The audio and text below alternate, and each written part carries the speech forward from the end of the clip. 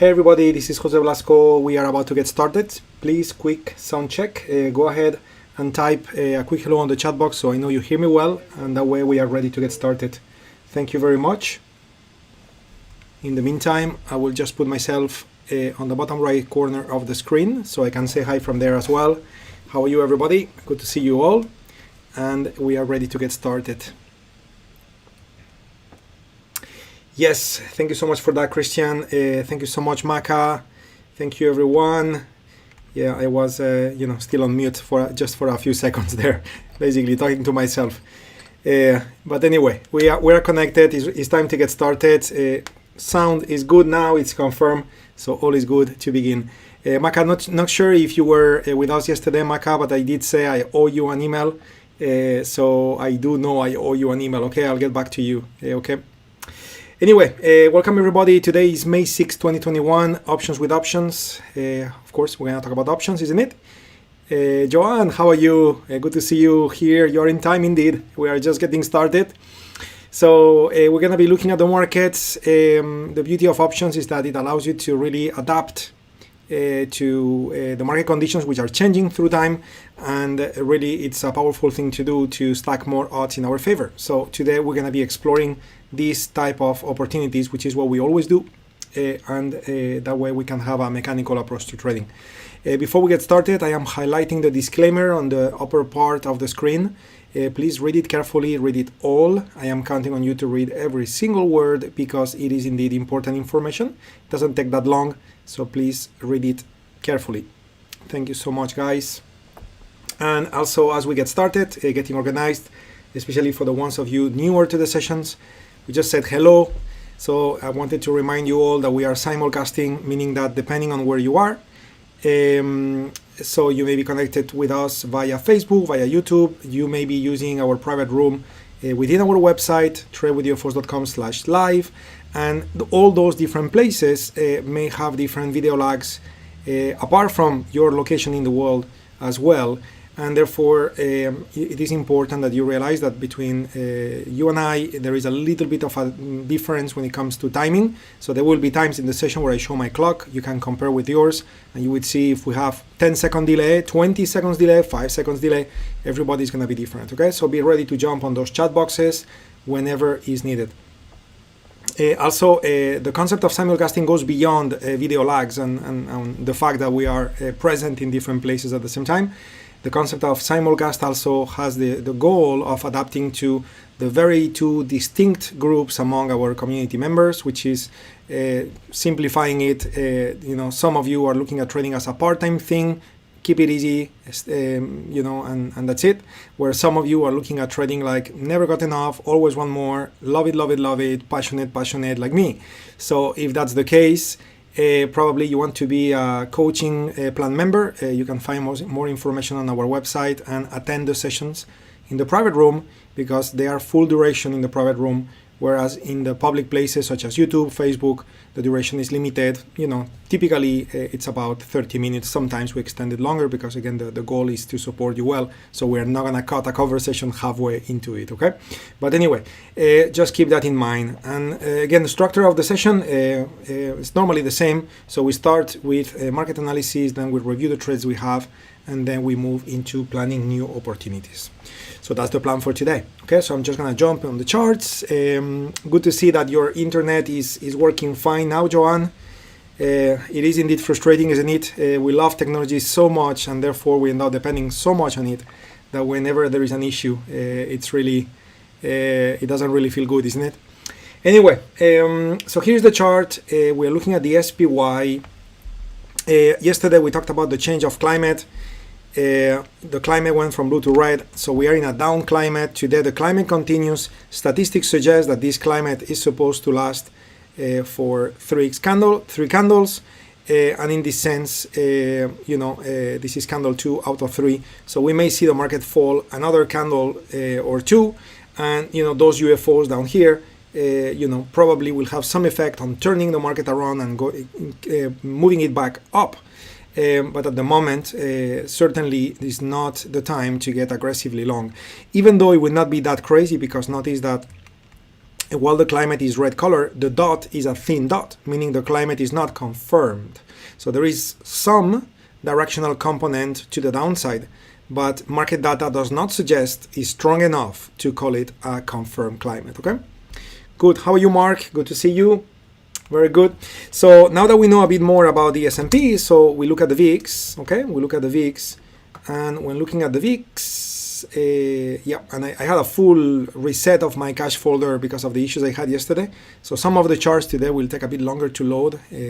Apologize in advance. But anyway, we can see the VIX today is trading at 1971. Yesterday was 18 plus. Okay, so definitely a nice one for the trades that are benefiting from implied volatility rising. So that's a good one to have. You know, it's nice to see as well. There was a red UFO here yesterday, and it seems that price hit it. Okay, and if I was to zoom in, so you would be able to see that, you know, price hit the red UFO that was located more or less here, and from there started going down. So nice to see the VIX going down, but now if the VIX gets to this green UFO, what's likely going to happen is it's going to turn back up. Okay, so again, definitely today, if you ask me, you remember yesterday I said, it doesn't matter to me today if you ask me to do a positive vega trade or a negative vega trade, being a buyer of option debit, being a seller of options credit, it would have been the same because the red and the green UFOs were very nearby. But today we got plenty of green UFOs right there, and the next red UFO is located at 2459, meaning that, you know, we have a lot of room for volatility to increase. So today definitely I am leaning more towards putting trades that benefit from positive vega, and yesterday we left halfway into planning a double diagonal. Okay, so today double calendar. So definitely today we'll work on that more. Okay. Now before we get into that, we got two trades to review. First we got COP. Again, speed of the light, not much to comment. We said it all yesterday really. This trade will basically conclude tomorrow, May 7. It is the expiration date. It is a sure thing profit no matter what, even if, you know, another 20% move up or down was to happen. It doesn't matter how large the move is going to be. This is a sure thing profit right now with COP since last week actually. So we were just waiting and looking for a potential. Oh, I'm just having a little problem here on loading the symbol. So yeah, not sure. And guys, feel free to give me some feedback there because I did some updates on TradeStation, and since then I'm having problems with the option chain as well as the earnings dates that I normally get on the chart. Okay, so not sure if some of you have the same problem. I remember yesterday, Christian, it was working well for you, was not working well for me. I deleted you know, all my cache folder and did some cleaning, and it's still not working well. So I'm thinking that maybe it has to do with the last update I run on TradeStation. Okay, so you guys, if you guys can share some about that, that would be great, you know, so we all benefit as a community on, you know, if it's working well for you or not. But anyway, so going back to COP, if I look at the analysis tab, again, we can see, okay, now, we can see now that, you know, we locked in $39 of profit no matter what. Yesterday we closed one of the puts, okay, the call is still in the system, okay, the call is still in the system. If we look at the call is trading at 6.5 cents. So maybe before the session is over, this call is going to be gone, okay, this call is going to be gone. So I'm just going to pretend for a minute so we understand. Okay, let's pretend the call is gone. Okay, so if the call is gone, it means that the bottom part of this equation is gone. Okay, but now those 63 cents. Okay, so let me get a calculator. One sec. Okay, so, you know, so basically you would be collecting 63 cents minus 5 cents that we give up by closing the call, right? So that would be 58 cents, which minus the 24 cents that this trade cost, that would be a credit of $34, which is the same as saying the most you will make, the least you will make is 39, if you're gonna close it at 5 cents, it means that you are basically giving up on $5. 39 minus 5 is 34, so it's the same way to do the math. So if I type minus 34, sorry for that. If I type minus 34, okay, sorry, not like that. Okay, so if I type minus 34, like this, and I was to get rid of the bottom part of this trade, meaning I get rid of the call. So this is the risk profile you are left with, which is basically the same risk profile of a long strangle, which is what we have, but with the difference that the worst case is to make $34 a contract. Now, if the market was to move aggressively either up or down, especially if it goes below 50 or above 56, which currently is 54.34, okay? So let's hope for a very strong, powerful update tomorrow. Then you would now have a very profitable trade. Easily you can now make a few $100s per contract instead of 34. But again, we are depending on that move to happen, which we are only 1.5 days to go. So I would say that what's going to happen very likely is that we're going to make $34 on this trade per contract, and that will be the end of the story. Okay. Okay, Mark, it seems that you had a little glitch there, but you're back. That's good to know. Running TS10 update 53. So what's my update here? My update is update 53 as well. So interesting. Date 315. Mine is date 312. So maybe it's a different version. Maybe I need to try to force an update. Okay, so there must be a bug somewhere. Okay, I see Mark is also having problems with the earnings tool. Okay, so anyway, I'm sure that at some point TradeStation will fix it with an update.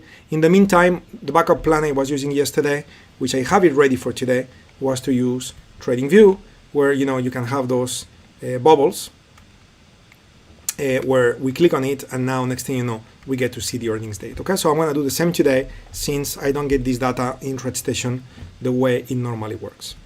So let's go for it. Okay, yesterday, I'm going to get into new trades, but we may have one trade already kind of planned since yesterday, which is the trade with Dow. So Dow yesterday was an opportunity for us to take. We needed that stock to drop all the way at 64.57. It did not happen. So the day order I placed got cancelled. And therefore, we are now ready to reevaluate this trade, because the climate is still pointing at 3 out of 5. So still confirmed, so it's good. And now the reference value, notice that it grown a lot. Yesterday, the reference value was pointing at 64.76, where today the reference value is pointing at 65.35, okay, which is, in the middle of this UFO. Okay, so actually we should be in a trade right now. Okay, if we had done this exercise sooner, we should be in a trade. Because those two UFOs are overlapping each other, and therefore the entry point would have been the upper UFO, which is 67.27. Notice how price went there already. So the UFO was hit, okay, and it bounced a little bit already. So we could have been in this trade if I looked at this. We were together connected at 9:30 when the market opened. So we could have rushed into this and get in. So far we missed it, but guess what? The UFO is still there, and price is very close, because we are talking about the current price 67.64, where the entry would be 67.27, okay, which is just a few cents away if you think about it. So therefore, it does make sense for me to go back to Dow, okay, and update the trade and place a new order, and we may get filled just a bit later in the day. Okay. Again, I need to click, because if not, it doesn't load. Working fine for you, Christian. Okay, so yeah, definitely it seems that some updates are working, some updates are not working. Thanks for sharing that, Christian. So anyway, we said 67.27. I believe that's what I said. Let me double check. So 67.27, yes, correct. This is the upper part of the upper UFO, and this is our entry. Okay, and therefore now we have everything here reassessed. But now what happens? Well, if you use the 67.5 call, that's gonna give you 51 delta, And we had this conversation yesterday where we were looking to raise the strike in order to reduce the delta. If I use 70, it becomes 38.7. If I use 72.5, it becomes 27.5. Yeah, it's difficult to pick. In this case, I'm gonna go for 72.5. Wait a minute. So we got the bid is 132, the ask is 144. Okay, so 12 cents. If I do 70, we're talking about 209 to 227. Actually, funnily enough, the 72 seems to have less pain from a slippage point of view. So I'm gonna go for that one. Okay, so I'm gonna be just right under 30. Okay, it's pretty close. Fair enough. I may be, in most cases, I would be inclined to use the 38 delta, but because the slippage was worse, you saw what I've done. Okay, I was looking at the bid and the ask price, and which is funny because normally the 0.5 strikes have less liquidity and therefore wider spreads, but in this case, it's not the same. Okay, you have 65.33 for the 9 EMA. So not sure what to say there. Mark, I'm using the 9 EMA. Is it an EMA or do you have an SMA? Maybe you have a standard moving average. Does it say exponential right here? Just make sure that's the case. I know what I just said is quite basic, and I know you know what's an EMA, but sometimes we may get distracted. Also make sure you are calculating based on the close and your number is 9. Okay. Yeah. Well, actually we got about the same, right? So I got 65.33. So that's about the same, okay? And that's right here, right under that UFO that ends at 58, okay? So it's not inside. Maybe that's what you mean to say, Mark, with your comment in the chat box. But remember, we said before that with stocks, it's okay to be a bit flexible because you cannot be that precise with stocks anyway, because stocks depend on many external forces. So, when an EMA, it's, quite close to a UFO, you could certainly call it valid, okay? So it's no need to be like when we do futures intraday short term, and then of course you need to keep that precision impeccable because you trade powerful assets such as S&P futures, and on top of that you trade on leverage, so you better be precise. But with stocks, we have this a little bit of a luxury, if you wish, because we are approaching it with options, okay? So we can be a bit more relaxed, okay? So our entry is gonna be 67.27, okay, which is that upper UFO, okay? So we are that in that position, okay? So hopefully this clarifies, and I believe that maybe that's what you meant, Mark. Feel free to comment in case I didn't get your question right, okay? So notice that if we do this trade, okay, so the current price of this option is 142. If we wait for price to drop a bit, this option is likely going to be about, let's call it $125. So this is a trade that, we basically has us risk $125. We don't plan on using stops on this trade because when you buy a call, the most you can lose is what you paid for it, which is 125. So not using stops doesn't mean that we are not managing risk. Actually, we are managing risk impeccably because no matter what happens, even if the stock was to go bankrupt, which a stop loss order will not work in such case. So in our case, even with a crazy situation like that, the most we would lose would be those $125. So that is smart and safe. But obviously, make sure you have your own personal calculation when it comes to deciding how many contracts you want to put on the trade. Because if you do this with 2 contracts, your risk is double. If it's 3 contracts, it's 3 times more. This is obvious, but I have to say. As well as if you are newer to options trading and you are building up to your skills, you could certainly also consider utilizing paper money instead of real capital to do this trade, okay? With all of this said, now we have the trade ready to place an order, and I'm going to do it. So then we will have an opportunity to work on it. So this is Dow, 72.5 buy a call. I'm just gonna go with 1. Everything I do in this account is gonna be 1 unit. Okay, so that way, it's easy for you guys then to compare your trades and my trades. You just need to multiply. Okay, so if Dow is less or equal than 67.27. So we're gonna buy that option, confirm and send. And I know I'm doing this quite quickly because we kind of did a very similar setup yesterday. So I believe you guys should be able to follow. So the order is there waiting to get filled. Okay, it's waiting. Okay, so there is a status there, wait, and that's because there is an activation, there is a triggering condition for the trade to be executed. Okay, cool. So back to TradeStation, and now it's time to begin looking for other opportunities since we have examined ConocoPhillips as well as Dow. So let's begin by sorting my stocks from more expensive to cheaper. Notice that I'm looking at the non-directional filter. I run the filter using the operator bottom, meaning that what this is looking for at the moment is stocks that are not doing too much, are kind of ranging, and those stocks have options that are low price. Why do we want that? So we can get into those trades and benefit from that increasing volatility, and we're gonna be tweaking the trade to be smart during the life of the trade. So we have Boeing here to begin with, and of course the first thing I need to check is earnings. Okay, and earnings for Boeing took place on April 21st. Therefore, the next earnings date actually doesn't show at all. And if it doesn't show, to be honest, while we know earnings just happened, that makes me quite uncomfortable because I have no visibility. Let me kind of compress this a bit more. No, I got no information about earnings for Boeing. So while on paper it could be a valid one, again, I'm blind right now, so we're not going to do it. Okay, so I'm going to move for the next one, being Honeywell.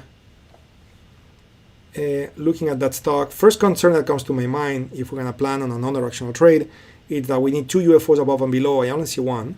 Okay, so I'm just going to check quickly if that stock is making all-time high, which it is. Okay, and in that sense, cannot do much there because I don't have those two UFOs above.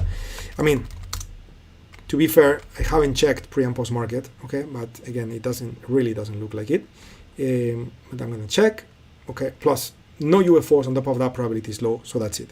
So what about DHI?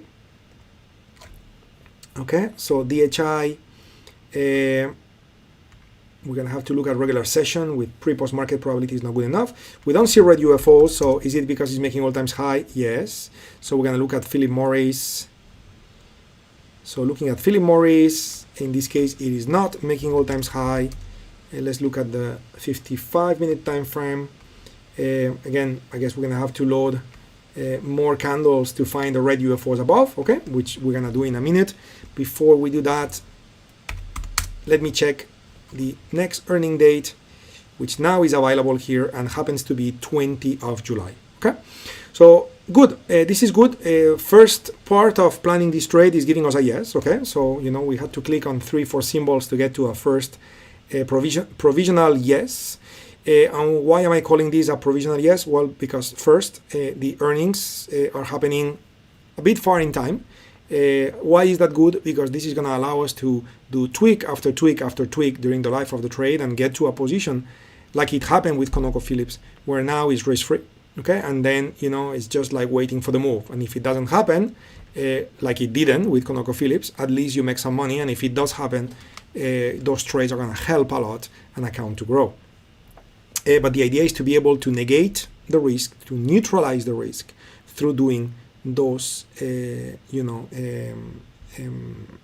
tweaks, okay, as we have done with other trades, okay? I hear you, Mark. Take your time, my friend, and sorry to hear that. So anyway, so 20th of July, let's keep that date in mind, and with that date in mind, let's go ahead and see how much market data I need to load. Current value. So we're gonna have to load data all the way to at least September 17 to get proper resolution on those UFOs. Okay, so September 17. Just inputting the first date. Okay, And now we're just going to have to be a bit patient for the PD highlight here to go away, meaning that all the data has been downloaded and all is good for us to then do the market analysis. While I'm doing this, okay, I also want to use my time wisely, and remember, having the right expiration date is good, having the right probability with the UFOs is good, having the right UFOs on the chart is good too, but we also need what we normally call this arbitrage opportunity, in the sense that we are looking for the options that expire when the next earning date is going to happen. We need them to be trading at levels which are reasonable compared to the front month. You know what? I'm going to have a bad news here, my friends. So here's the bad news. Earnings are 20th of July. We want to buy options that expire around that date. Okay, and we're looking at the option chain. We got June, and then go straight into September. So we don't have it. Okay, we don't have it available, and therefore I cannot do this. So I'm just gonna go back to normal and go for the next stock. And this is, by the way, it takes a bit of time and patience and research, but this is how we stack odds in our favor. If you take this trade, it's not wrong, but at the same time, you may not be able to benefit as well from the setup, because theta would be a big enemy, and then volatility increasing would not help as much as if you were to use the same expiration date that lines up with earnings, which is not available in the case of Philip Morris. Okay, so patience, my friends. Okay, it pays. So Royal Caribbean, let's take a look at this guy. Earnings are happening on 3rd of August. Okay, so let's take a look at, in this case, how is it gonna be? Probability with the UFO on the screen is good, so maybe we look at the available expiration dates. We're looking for something around August, and same story, we don't have it. 25th of June jumps into September. Okay, so yeah, for the stocks that just reported earnings, this unfortunately is gonna be something common. Okay, unless they are very liquid stocks, typically what most stocks will provide will be monthly expiration date that expire every month, and then a collection of weekly expiration dates, normally centered during 1/2 months. So if stocks just reported earnings, the next expiration date is going to be beyond 2 months, and then you may not have a date that lines up well with the next earnings report. So this is something for you to know. LUV. So let's take a look at Southwest Airlines. So in this case, we are looking at July 22nd. We may be in the same situation here with LUV.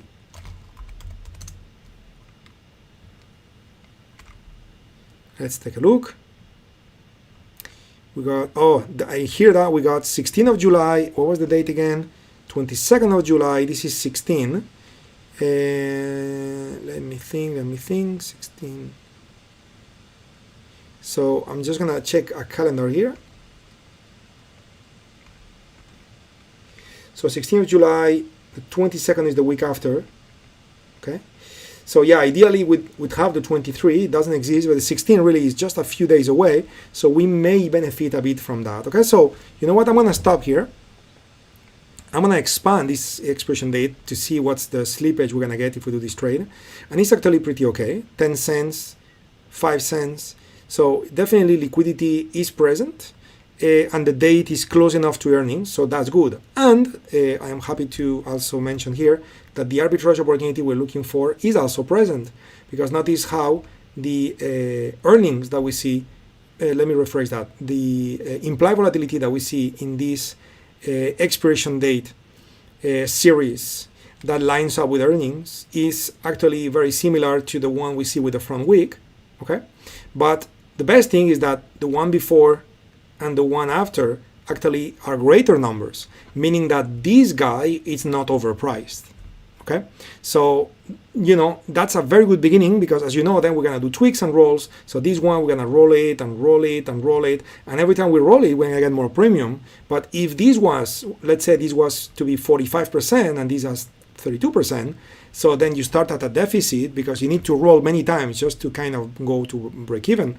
where now we're going to be rolling a few times, and now it's break even already, and more rolls now lock in profits. Okay, so that's why I'm calling this an arbitrage opportunity, even though it's kind of like a made-up term, because it's not exactly that, but it's maybe a time-dependent arbitrage opportunity or something like that. Okay, but you get my point.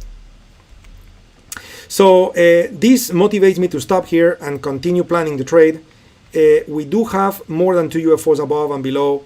Probability, it's more than 48%, which is the minimum we need. So all times high here were made on the month here that was, let's call it November 17. So let me load all the data so I have full visibility.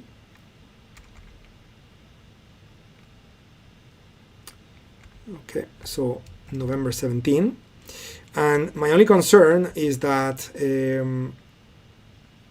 pending data. So my only concern, okay, and we're going to see that very quickly. So if I take July 16 and I analyze and buy a single option, just so I can calculate my 1 standard deviation above and 1 standard deviation below, well, I'm very much concerned that that calculation, 69, it's going to be above the red UFOs. And that's a problem. Okay, that's a problem. So let's take a look. 69, yeah, and 69 is very much higher. That's why I was loading more data to see how far those UFOs are going to be. But it looks like, there is only one more UFO above, which is 65, which unfortunately 69 is above 65. Okay, so that is not a good news, because if that market was to break out and just keep going, indeed it may just keep going. Because there is nothing to stop that market to come back. Okay, so yeah, we're getting closer, it seems, guys. Okay, we were close to a yes, but we didn't get it. So I'm gonna move to General Motors and do this exercise again. So okay, so we are basically making all times high here. Yeah, so in this case, we are very close to all-time high. There are 2 UFOs above and below, but I guess visually speaking, based on the one we just did with LUV, we could kind of learn the lesson that this may be just a bit too close. Okay, so let me look at Comcast.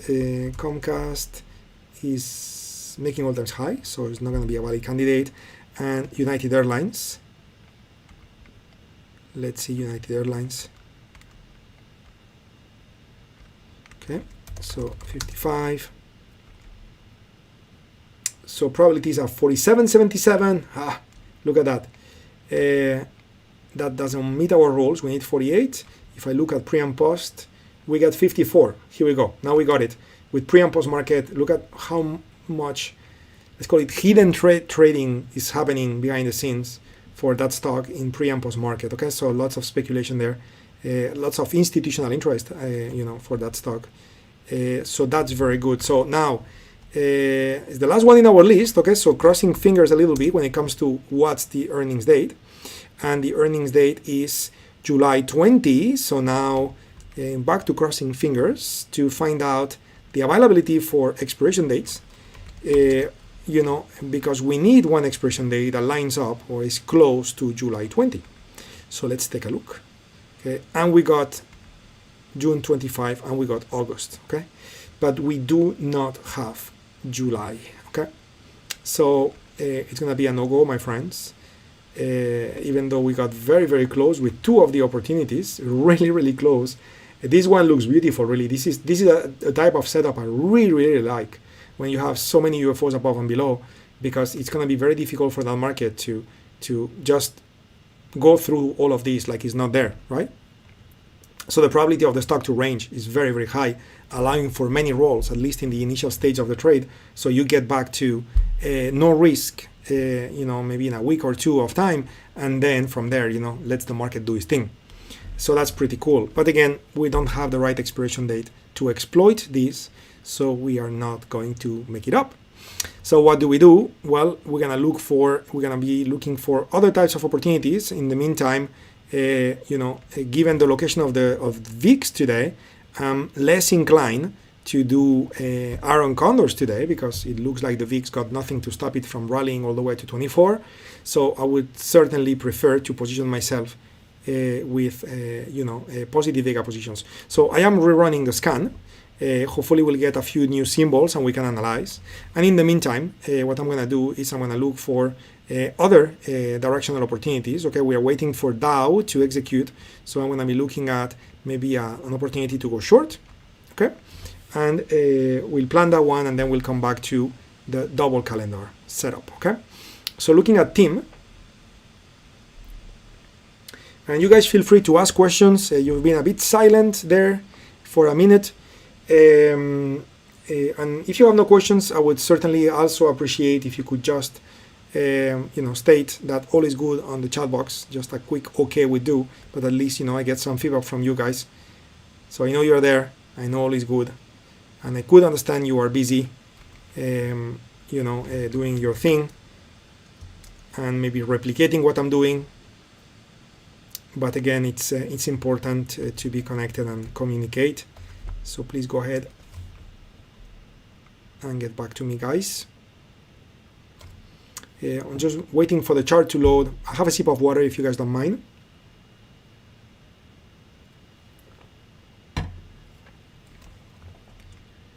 Okay. Okay, so I'm just trying to save a little bit of time by clicking on other symbols so the downloads begin.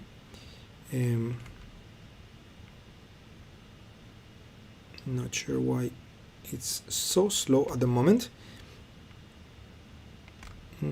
Something must be happening because it's not even pulling the data into the download scheduler. Okay, well, that's funny. Now it is, and it doesn't show on the scheduler. Interesting.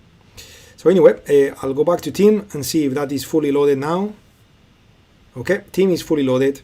So we have it, and therefore let's begin our planning with TIM. So again, 43% definitely does not allow us to do anything. So we're gonna move to regular session. And with that in place, we got 59%, which is definitely a very, very powerful probability. In stock trading, we don't see that often, isn't it? So now that we got this understood, we look at probabilities and we can see that this is candle number 3 out of what statistics would suggest to be 4. So it's okay for us to go today and tomorrow.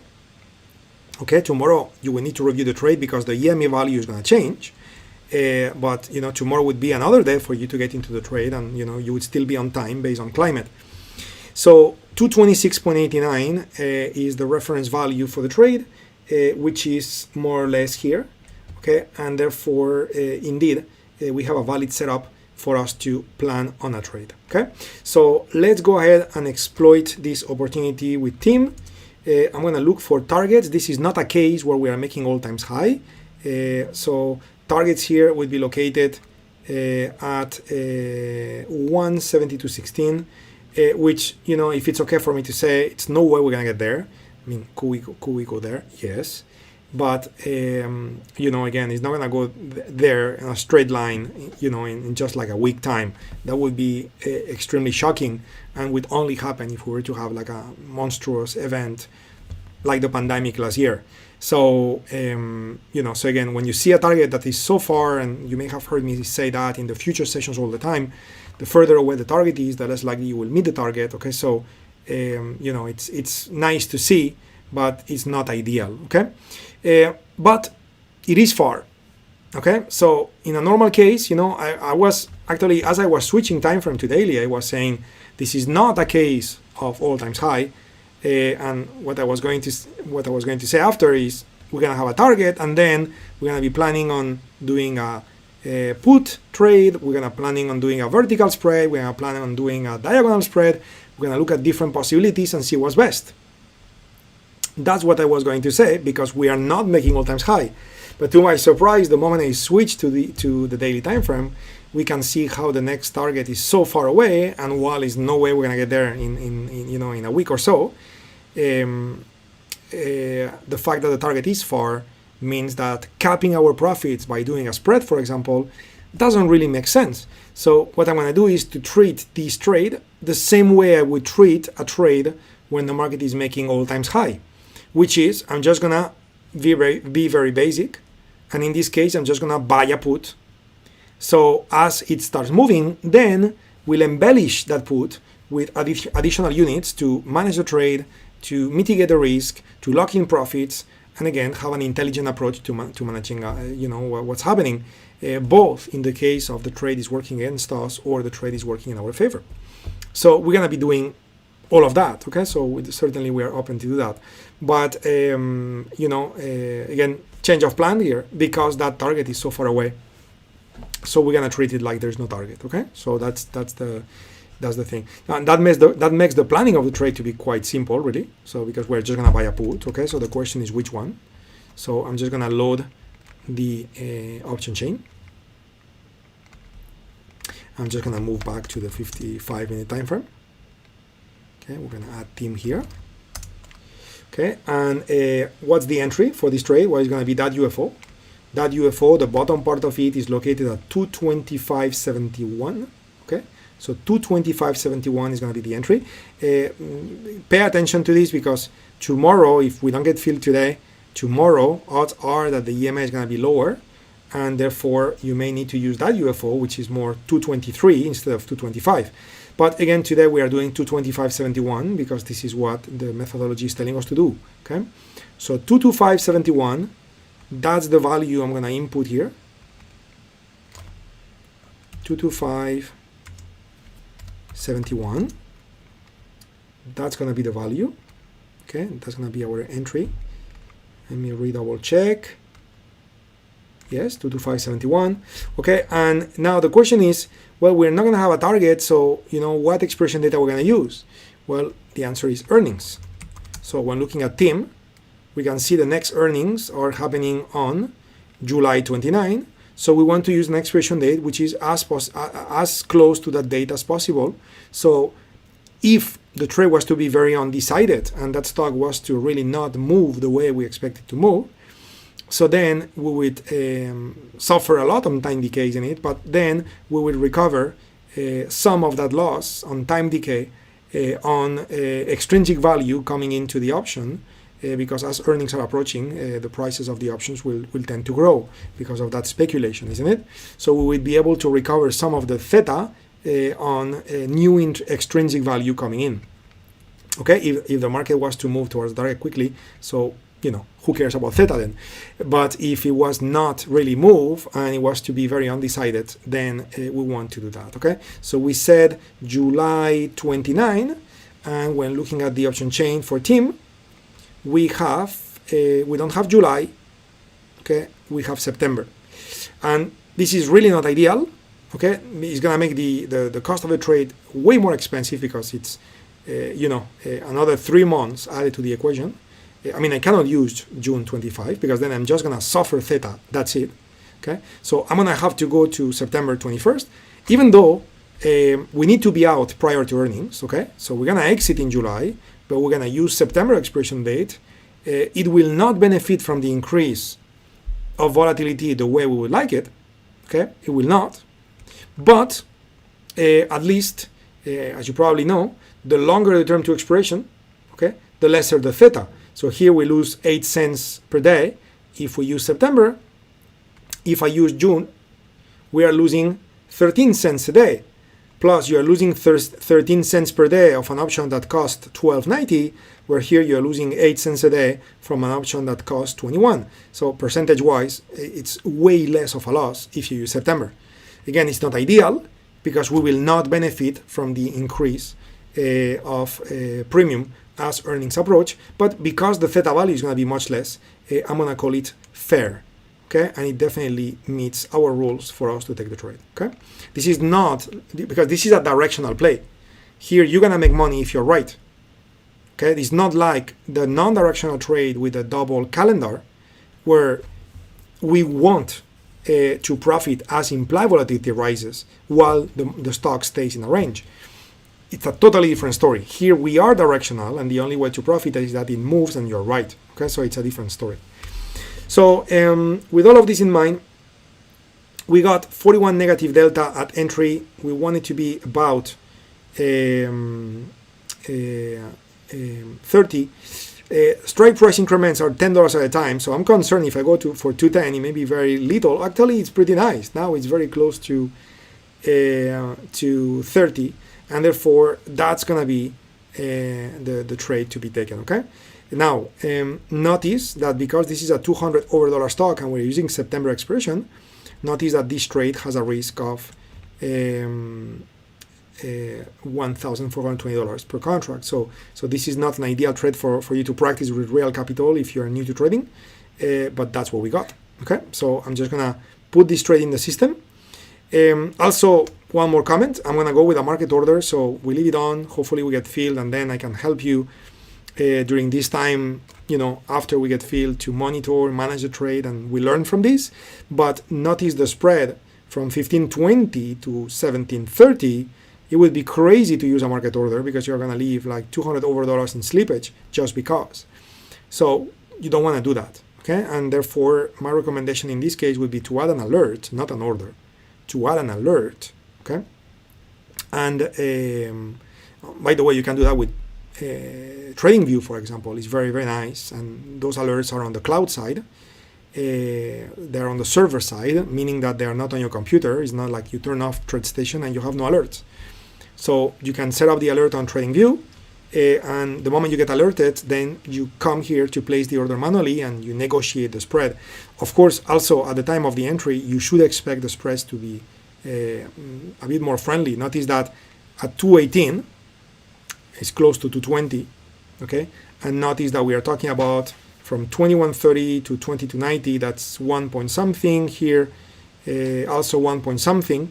So, I mean, 1 point something is still not so good and needs to be negotiated, but at least it's not like 2 point something, which is what happens to a further away strike. Now, this further away strike will not be so away the moment you hit entry, okay? So that's why, it's going to be a bit better, but still it's going to be disadvantageous enough for you to set an alert instead of set an order in this case, okay? So I will set an order so I can have it executed, but please don't set an order, set an alert. I'll show you in a minute how to do it in case you don't know. So here is September. Here is the 210. We set 210, I believe. So we are buying a single put. Okay, 210 put. Let me double check. We set that. 210, yes. 17th of September, yes. Okay. And I'm just going to buy it with a market order only if team reaches, I think we said 227.71. Was that the price? 225.71. Okay, so 225.71. Okay, here we go. So I'm just gonna put it in the system. So again, we have it. But one more time, don't do it. Don't do it like me. Not in this case. Okay. What, did I just make a mistake? I believe so.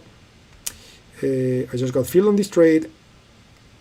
Oh, yeah. So here's my mistake. This is what happens when we rush, by the way, okay? Let me close the trade. So I get out. So I place the order again, and I show you what I've done wrong. Okay. Okay, so I'm out of this trade. Let me show you what I have done wrong as I was rushing. So the lesson learned is to not rush. So I was doing this, selected market, selected team, and then I just went here to type 225.71, okay? And then I went here and I'm like, is that the right price, 225.71? And I had it wrong before, but then I rectified to 225.71, and then I have it right. And what did I do? Click save and confirm and send. What was my issue? The trigger was backwards. Okay, I want it to be greater than or equal to instead of lesser than or equal to. So careful with that. Okay. TOS has a great feature, which I always read before I place an order. Not now. Obviously, I was rushing, but it's the fact that it will write down using text what the order does. Okay. it will write it down. So here is when it says greater than or equal to. If I had it the way I had it before, it would be less or equal to. So you want to make sure you read this with text, because it's very easy to make a mistake with the triggering symbol, but when you read it with the text, now it's very difficult to make a mistake, okay? So obviously, since the only reason why I was putting the order in was to execute the trade so we can then practice the management of it, I got a bit overconfident there, and lesson learned, guys. You guys, please don't do that, okay? Cool. Anyway, so going back to what I was saying, we need to place an alert. So if you want to do this with TradingView, so you have a panel here for alerts on the upper right. Okay, here's a panel for alerts. Okay, you don't need to go to the panel. Actually, you can do it from the chart. You can just right click, right, and add alert.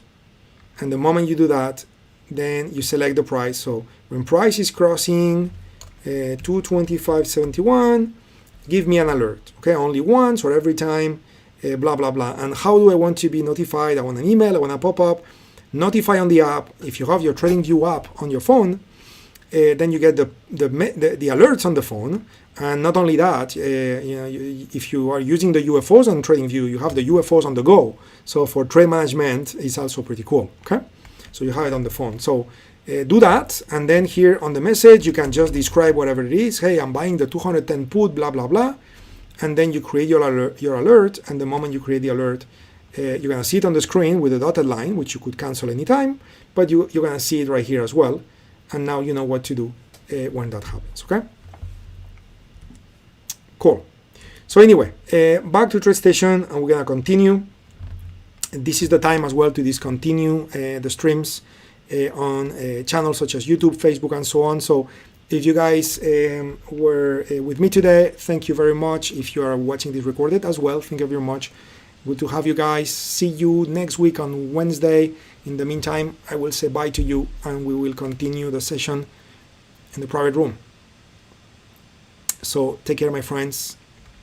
Stay safe. Keep up the good work. Okay, I'm just modifying a few changes on my end here. And now what we're going to do in the last part of the session is basically to go back to the list with non-directional and see if anything is new.